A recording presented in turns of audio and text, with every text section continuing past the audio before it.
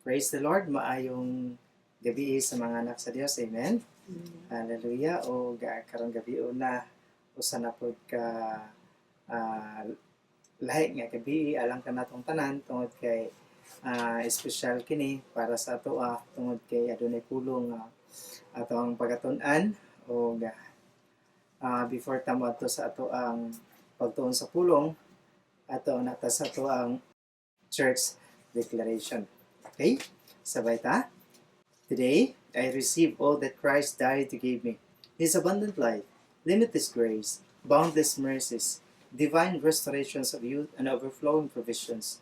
Today, I take hold of all God's blessings, healings, and miracles. I shall be transformed from glory to ever-increasing glory, and victory to overwhelming victory, and I will enter the promised land of the believer's rest, seeing His mighty restoration in each and every area of my life. I proclaim that I am God's beloved, His highly favored child, His powerful servant, and His overcoming champion. And because I am blessed to overflowing, I will be a blessing to all. In Jesus' name, Amen. O Amen. Usa na po nakakahigayon na lang sa to karon. Atong i-declare ang kani ato ang church declaration tungod kay dako kay ni kahimuan sa atong mga kinabuhi atong ginangtuuhan church ato ng tuuhan nga magakahitabo na sa atong mga kinabuhi. Amen? O dili ta magalangan igsoon at sa pagtuon sa pulong sa Dios o ang ato ang foundation text karong gabion ang atong paghisgutan sa atong kuhaon diha sa Roma kapitulo 8 bersikulo 28 hangtod sa 30. Ang pulong sa Dios nagaingon, nasayod kita nga ang tanang panghitabo gibuhat sa Dios alang sa kaayuhan sa mga nagahigugma kaniya.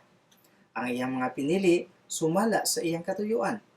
Kay sukad pa kaniadto, nasayro na sa Dios kung kinsa ang iyang mahimong mga anak o giplanon niyang daan nga mahisama sila sa iyang anak nga si Jesus. Aron siya ang mahimong kamagulangan sa daghang mga managsuon. Usa ang mga tao nga gipili na niyang daan iyang gitawag nga mahimong iyang mga anak ug ang mga tao nga iyang gitawag iya usab nga gipakamatarong ug ang iyang gipakamatarong iya usab nga gipasidunggan. Magampo ta sa pulo. Amahan mga langit ng salamat God nining matahong kagabihan Ginoong Dios. Salamat Lord sa imong pagkamaayo sa matag usa nimo kinabuhi. Salamat Lord sa kahigayonan nga kami makatuon usab sa imong pulong nga magikinahanglan sa among lawas, magikinahanglan sa among espiritu tungod kay nagaingon ka nga dili mo buhi ang tao sa tinapay lamang kundi sa mga pulong usab nga magawas sa baba sa Dios ug mo kining pulong nga among paghisgutan karong gabion na nga mo kini ang mahimo namong giya sa among adlaw-adlaw nga pagkinabuhi while nagapaabot kami sa imong pagbalik. Ug kining tanan God among isalingan kanimo, among pasalamatan kay pasidunggan sa pangalan ni Jesus. Amen. O Amen. Praise God. O karong gabi na mga igsoon, I believe nga ang Dios adunay maayo nga mensahe, nindot nga mensahe alang kanato nga iyang mga pinalangga nga mga anak o nasayod ko nga pinasahi ang iyang mga pamaagi alang kanato nga mga anak sa Ginoo. Amen. O nga ato ang topic karon nga atong pagahisgutan is kini siyang ginaingon nga ang makadasig nga kamatuoran mahitungod sa imong kapalaran. Amen? Praise God. Hallelujah. Kung imong tan-awon igsoon, diri sa kalibutan maka-kuanjet ka og kung hisgot ganita og kapalaran, murabag ang kalibutanon kay siya nga word. But kung imong tan-awon ang Biblia igsoon, we are all free destined para sa plano sa Ginoo. Sama sa atong basa sa Romans 8. Okay. We know that God is omniscient, meaning that He always knows all things, past, present, and future. Before He created mankind, He already knew what would happen if we choose to go ahead and create us. This is called foreknowledge. He knows what will happen before the event actually happens. Sa diha nga, naguna-una ang Dios sa pagbuhat sa atua. Nakita na niya ang matag usa sa atua nga butang sa ato ang pagtuo ngadto kang Hesus. Kita ang giplano ng daan nga mamahimong iyang mga anak o matod pa si Kristo ang atong kamugulangan. Knowing this, He predestined us to be saved. He appointed times and seasons in our lives for things to happen a certain way. People to come in our lives, all to bring about the result of us receiving Jesus as Lord. Sa pagabot sa panahon nga, iyang gitagal. Gitawag ka, gitawag ko, gitawag ta niya, pinaagi sa iyang espiritu. Gipanguyaban ang atong mga kasing-kasing, ug nagamit siya sa uban nga mga tao nga mo-share sa gospel nga hika nato. When you place your faith in Jesus as Lord, you are justified, become righteous through Jesus' blood, and glorified, born again as a new creation in Christ with a divine nature, seated with Christ in heaven. Muna ginatawag nga kapalaran or predestination. It is not that God created some people to be saved and some to be damned to the lake of fire for fun or for variety that would make God sadistic and not good. Tungod kay gusto niya nga ang tanan malawas. Mo ginayang ingan sa pulong sa Ginoo. Kung atong tan-awon ang 1 Timothy chapter 2 verse 3 to 5. Ingan siya diha, maayo kini nga buhaton ug malipay ang Dios nga atong manluluwas. Kay buot niya nga ang tanan mga tao maluwas ug masayod sa kamatuoran. Kay may usa lang ka Dios ug may usa lang katig pataliwala. Tali sa Dios ug sa mga tao.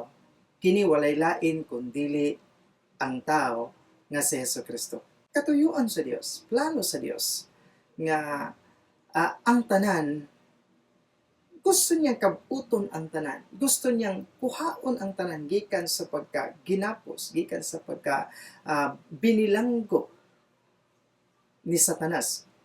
Gikan sa mga dili maayo mga panghitabo sa ilang kinabuhi sa kalibutan. Apan tungod kay gitagaan man taog ginatawag og free will.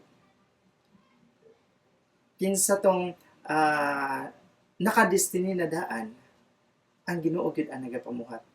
Manahangtod karon wala pa mobalik si Kristo tungod kay kung imong tan-awon daghan pang mga katawhan diri sa kalibutan kung muwali ka mulakaw ka sa nakaing-laing dapit makita pa nimo nga daghan pa jud kay muduol kang Kristo.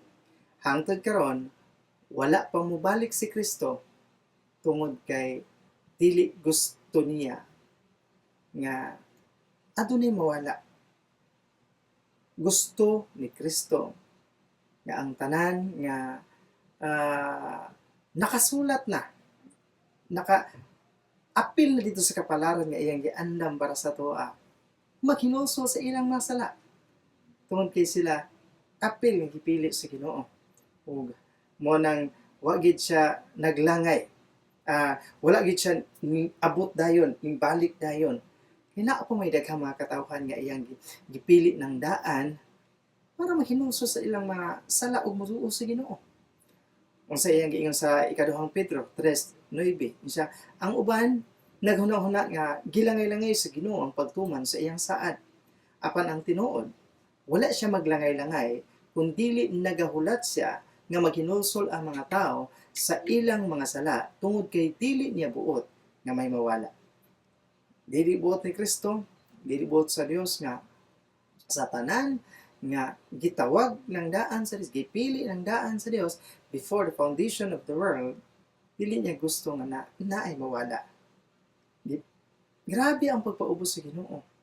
Para lang sa pagpaabot sa mga tao nga maghinulsol, nga mubalik sa tiilan sa tungbuhin nga Dios. Ang mga tao adunay gasa sa pagpili o adunay immortal nga espiritu. Kitang tanan naatay immortal nga espiritu. Muna nga kita ang mupili kung asa nato gusto nga mupuyo sa atong ginatawag nga walay katapusang kinabuhi. Will it be on the new earth with God or in the lake of fire with Satan. Muna ang choices sa mga tao dito sa kalibutan. That is the choice every person has to make. Free will is not a scam. Tinood na siya. Kay free will. Dili na siya scam. But choose rightly. Amen? God already knew all the actions we would choose to take. And He planned His own actions to lead us all to the best possible outcome. Probably, the highest number of people being saved. That is what predestination is. God loves all of us. He made each and every one of us like an intricate or embroidered work or kanabang komplikadong binurdahan nga trabaho while we were in our mother's wombs. He designed us to be beautiful and unique. Kung imong tanaan ang Salmo 139 verse 13 to 16. Ingan siya diha, nakailaka kan ako, kay ikaw ang naghimo kanako. Ikaw ang nagaumol kanako. Dito sa taguangkan sa akong inahan. Gidayeg ko ikaw, kay katingalahan gayud ang pagkahimo mo kanako. Katingalahan ang imong mga buhat ug nasayod gayud ako niini. Nakita mo ang akong mga bukog sa dihang himo ako sa tago sulod sa taguangkan sa akong inahan. Nakita mo na ako sa wala pa ako mapurma. Ang gitagal nga mga adlaw sa akong kinabuhi na hisulat na sa imong libro. Bisan wala pa kini magsugod. Unfortunately, due to the fall, the flesh is tainted by sin from conception. And that is why people are born with deformities and flaws. God made you perfectly. Gibuhat ka sa Dios nga perfect. But sin in the blood distorts what He designed. An illustration to help you understand, you can be a great artist who draws beautiful pieces of digital art. But if your only printer is faulty, the art will still come out blotchy and ugly, with patches of ink splattered everywhere. Gidaot ni Adan ang pinakanindot nga printer sa diha nga nakasala siya batok sa Ginoo. Papunta kay mga resulta, pero tungod sa sala, ang picture na daot. Daghanag kampat mo nang makita nimo sa mga tao, even sa mga bata, mo yun sila nga hindi kong na-encounter nga akong tanang anong gianak man na siya nga na problema because of sin. It is clear in the New Testament that God's will is for all to be saved through faith in Jesus Christ. But when you give free choice to a creature, you must let it freely choose, even if it chooses the self-destruction path. Bisan pag nakabalo siya nga dili tanan mo dawat kay Hesus, ingon nga Dios. Jesus still bore everyone's sin on the cross and was punished for them, so that the cross is truly an open invitation for salvation to all. Walay dili apil, walay kana bang exempted, kitang tanan si bisan kinsa nga mudawat sa kaluwasan kung pilion nila nga mubutang sa ilang pagtuo kang Kristo. Tanan nga motuo mosalig makadawat. Pero ang tanan pag dili motuo mosalig, dili pud makadawat. God can give unbelievers many opportunities to know the gospel and experience His goodness. But He cannot force them to make Jesus their Lord and Savior. Kawas nung nga mopili kung kinsay atong gusto, unsay atong gustong buhaton. But we cannot change the consequences of our actions. No matter how the world wants to blur the lines, there is right and wrong, good and evil. The righteous will be rewarded, while the wicked will be punished. Muna yung gingan sa Matthew 12:30, siya ang dili mo dapi kanako, dato kanako. Ug ang dili mo tabang kanako sa pagtigom sa mga tao sa Dios, nagapatibulaag lang. Choosing to abstain from decision is still a choice to be lost. Jesus said that whoever is with Him is against Him. There is no neutral ground or gray area. The demarcation line separates heaven and hell. Alang kanimo kanako. ang nakapredestina sa kaluwasan. Ikaw, ako, kitang tanan nga nakasabot na nga, we are destined for salvation.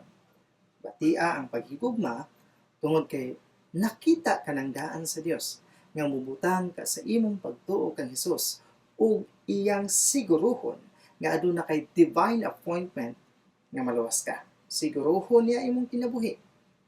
Sa iyang giingon sa Episo chapter 2 verse 6 to 7. Kinahanglan nindot kaayo pasalamatan ang Ginoo. And siya, ug tungod sa atong pagkahiusa kang Kristo Jesus, gibanhaw kita uban kaniya ug maghari uban kaniya sa langit nun nga giharian. Gibuhat niya kini aron ikapakita sa tanan. Sa umaabot nga mga adlaw, ang dili matukngan nga grasya o kaayo nga iyang gihatag kanato pinaagi kang Kristo Jesus. Amen? But He did not just plan out to the day you are saved, but way beyond that, into eternity. There is a glorious future ahead for you, with many good days of experiencing the exceeding riches of His grace. Have confident hope that things will always work together for your good. Amen? Alang ka nato ang mga magtotoo. Ang Diyos magagiya ka nato pinaagi sa iyang balaang espiritu kada adlaw. Dili lang kay kada bulan, kada tuig, kundi dili kada adlaw. Tungod kay ang balaang espiritu naa sa imong kinasuluran. He prompts us to do the right thing, teaches us about Himself through His Word. We still have free will, and we can choose whether to follow the Spirit or to be driven by our flesh. Following God's leading will always bring to you to the best possible outcome for your life. He has your eternity in mind, to confer you the best eternal rewards, so that your joy will be made full. We have a good Abba. So obey His promptings and believe that He wants you to receive the very best. Amen? Ang Episo 1, 3 to 5, ano siya? Dalaygon gayud ang Dios ug Amahan sa atong Ginoong Hesukristo. Tungod kay kita nga anak ng Kristo, ihatagan niya kita sa tanang mga panalangin nga espirituhanon. Kini nga mga panalangin gikan sa langit. Bisan sa wala pabuhata ang kalibutan, gipili na kitang daan sa Dios nga mahimong balaan ug walay kasaway sa iyang atubangan. Pinaagi sa atong paghiusa kang Kristo. Tungod sa gugma sa Dios kanato, giplano na niyang daan nga kita mahimong iyang mga anak, pinaagi kang Hesukristo. Kini sumala sa sumala sa iyang kagustuhan o kabubuton. Kining tanan igsoon, plano sa Dios, ang kamatuoran nga tungod sa gugma sa Dios, sa plano sa Dios, pagpili sa Dios, pagbuhat sa kalibutan, gusto na kang mahimong balaan o walay kasaway. Gusto na niyang ikaw ang mahimong part sa iyong pamilya. Gusto niya ikaw nga naminaw karon. Gusto niyang mahibaluan nimo na ang grasya sa Dios walay makatupong diha sa imong kinabuhi. Amen? Walay makalabaw sa iyang kaayo sa iyang gugma diha sa imong kinabuhi. Sa imo siyang angayan siyang pasalamatan sa tanang butang sa imong kinabuhi, sa mga pahitabo sa imong kinabuhi, even kanang imong nadawat karon nga kaluwasan, imong nadawat karon nga pabor, imong nadawat karon nga kadaugan sa kinabuhi, imo siyang dapat pasalamatan. Tungod kay ang Dios ang nagpili sa ato, dili kita ang nagpili sa Dios, dili siya ang nagpili sa ato, siya ang nguyab sa tunga kasing-kasing aron tamuduol sa iya, ha? Di ba? Natay gitawag og free will, pero siya ang nangitag pamaagi para muduol ka siya. Tungod kay yang ipakita sa imo ang pinakadako nga gugma nga even ang kalibutan dili makahatag. Amen? Ug I believe ang Dios ang nagapamuhat ni ining tanan. I believe nga karong gabi una dili ni siya ingon nga masayang tungod kay dako kay ni kahimuan sa atong mga kinabuhi. Igsoon, amen? Sa atong adlaw-adlaw, ako ibutang kanunay sa atong kasing-kasing panahon nga naay Dios atong kauban. Protektado ka, nga nagipadalanginan ka, kung tigipili na kang daan sa Ginoo, nga mahimong mapanalanginan may sama sa iyang anak. Amen? O di na lang taman ang pulong sa Dios, I believe nga ang balang espiritu kanunay magapuno, magadagdag din sa atong makasing-kasing ko na magampo ta sa pulong. Ama na mga langit, salamat God sa imong pulong karong kagabion na nga imong ginapahinumdum sa amo. Salamat sa pagsilyo ni ini di kini mahilabtan sa among kaaway. Salamat Lord. Kanunay kami mas pasalamaton nga kanimo kadtong kay Lord. Grabe ang imong mga plano katuyuan para sa among kinabuhi. Talagin kay Ginoong Dios sa ulit katapusan. In Jesus name we pray. Amen. Amen. Magpadayon tayo sa ato sa atong communion. Hallelujah. Kung kinsa tong adunay mga tinapay diha sa ilang panimalay, in-encourage ta mo mag-join ta together to celebrate ang communion sa Ginoo. Tungod kay dako kini kahimuon sa atong kinabuhi. Amen. Natong isang tinapay sa gabi ang gibilhan sa Jesus kawasapan ug nagpasalamat sa Dios ug iya kini bigas-bigas ug gihatag siya ng tinuan ug siya. Ngayon gisimula sa akong lawas, nag-antos sa sakripisyo alang kanimo. Buhata kini alang sa paghandom ka namin. Lord Jesus, salamat Lord. Salamat Lord sa iyong pagkamaayo. Tanan, plano, wala pa namog na ang kalibutan. Imuhan namin iplanohan daan nga mahimong imong mga anak, pamilya. Salamat Lord ni anak. Pinagi sa imong lawas. Kami nagkaroon ng kasiguran paglaon. By your stripes, we are healed. Thank you Lord for everything that you have done on the cross more than 2,000 years ago. For us, we honor you God. In Jesus' name, let us eat the bread that symbolizes the body of Christ.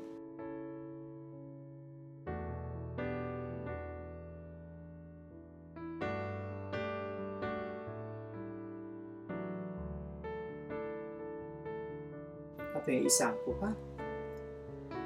Sa mga gabi, ibigay sa Jesus, mikuha sa kupa, pasalamat sa Diyos.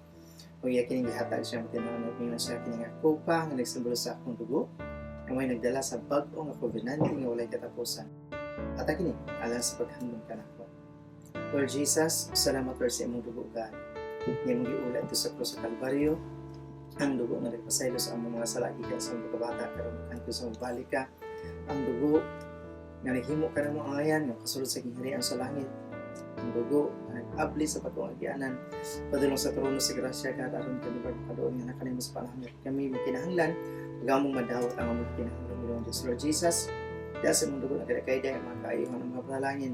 That's why karong gabi na mo ka na kinaklaim hiligid mo yung undang sa pagdeklara niya sa mga kinabuhi ka na mga panalangin ka na ang mga kaayuhan mga kapanifest na sa matagusan ng mga kinabuhi. We honor in Jesus' name. Let us drink the wine as well as the blood of Christ.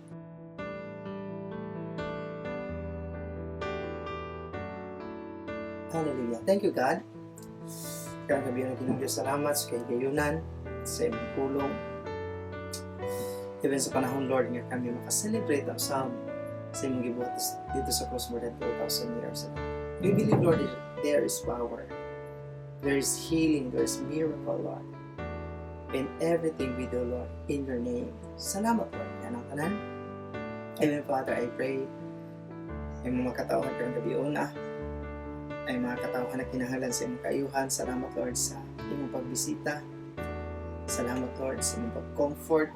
Salamat Lord sa imong pag-provide sa imong kinahanglan. Salamat Father, even Lord ang pamilya sa inyong Covenant in Christ, Lord kay Pastor Nicole Ketson, Pastor Yani, kami may Pastor District ka ng miyembro sa inyong Covenant in Christ, Deacon, sa mga kabataan, sa mga young teens, sa mga peoples, sa mga leader, Father. Salamat Lord sa imong pagpamuhat, pagpalalangin, pagkikiguban, pagtabang, paglikon, whatever Lord sa Patanas Church, kay Pastor Brian, kay Sister Inda, bans sa mga miyembro itong kapitan ng Diyos. Salamat Lord sa imong paglikon, pag-provide sa mga kinahanglan, Father. Lord, ang nasa sa Israel, we declare blessing, shalom, salvation. Ang nasa sa Pilipinas, Father, we declare the Philippines is for Christ.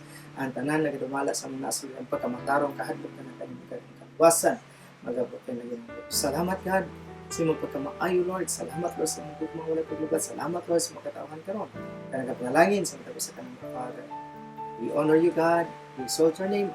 Maya, imo lang, wala ilaing madawat ini kay ikaw lamang, Lord Jesus, to also pagkamaayo sa mga kinabuhi.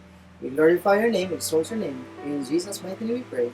Amen o Amen. Salamat mga igsoon sa inyong pagpapit. uban ko sa bye-bye. Ang Diyos magkapanalangin ka natong tanan ug mga adlaw kita dapat ta sa church 9 ang ato ang devotional 9:30 mo start ang ato ang paninglaw. Bye bye, God bless. Shalom.